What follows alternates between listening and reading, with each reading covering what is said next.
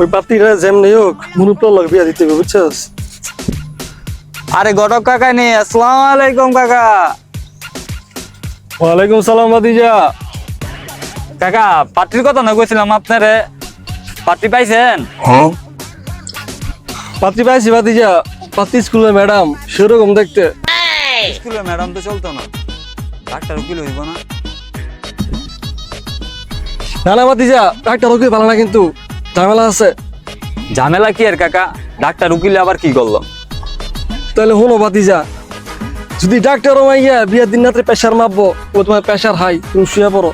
আর যদি উকিল হয় তোমার কইব ওয়াদা করো, যাহা বলিব সত্য বলিব, সত্য বলে মিথ্যা বলিব না। তখন জায়গা যাইব তুমি যা করছো জীবনে সব তুমি কয়ে দিতে হইব, তোমার জীবনটা শেষ, সব কিছু তো জানিয়ে যাবো গা তোমার বউ। এটা কি কইলেন কাকা? তাহলে স্কুলের ম্যাডাম বিয়া করলে কি সুবিধা?